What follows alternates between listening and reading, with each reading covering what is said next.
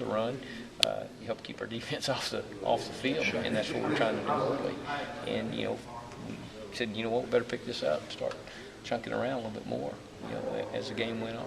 How concerned are you with the red zone issues the last couple of weeks, just some missed opportunities early in these games? I think it's execution. When you see it, we were in there 3 times and scored twice. I think that's what it said on the deal. So, one time we had an opportunity and we didn't get it done. I mean, if you look at it, it's just a matter of execution. I mean, you go look, it's there. We just got to execute it. What do you trace that back to? Just the lack of execution. I mean, how do you? Well, I think that number one, that's what it comes down in big games. When you come down to big games and playing in big games, you have to execute. Those things are very, very small. The small things become big things. So you can't be just a hair off, or you can't be just a hair off with your route, or throwing the football, or your read. You got to be right spot on it. And I think those are the things that we're experiencing right now. We're getting in that situation where if we're just a little bit off, it's not near as good as it would be against a Middle Tennessee or someone like that. And I think it's tough. What do you think it's a little bit off? Do you see it in practice happening sometimes? No, in the game. Obviously, we don't go into the game thinking we're not going to do it. Right, we go in the game thinking we're going to do it. Right. So, you see it when it happens, obviously on the film, and you wonder why, and you watch it in the box. Yeah. And those are things that we learn from. It almost seems like it's thing where you let the opponent dictate what you guys do a little bit. That's what it kind of sounds like what you're saying. No, that's not what I'm saying. If you're not seeing it in practice and then they're, No, that's not what I'm saying. Okay. What I'm saying is when you go out to play, you know what I'm saying, and you're just a hair off like on the throw. You know what I'm saying? It has nothing to do with the defense. It has to do with you, executing the play, not the defense doing that. And the execution gets magnified in those situations. You know what I'm saying? You get down to a crucial situation where you got to execute it. You know what I'm saying? And those are things that are hard to duplicate at times in practice. You know what I'm saying? Because of the speed of the game.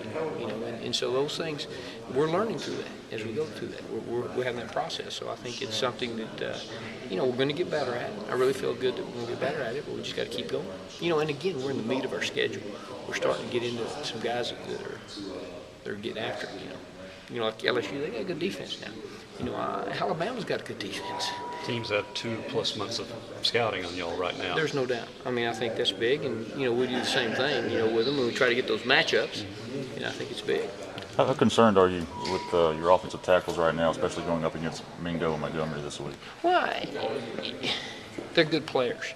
When they come out, they're really good football players. Alabama has good football players too, and we've got to go in there and play our best game. We're playing in a pretty hostile environment, and I think the key points to that are the snap count, getting off on the ball, and understanding your opponent.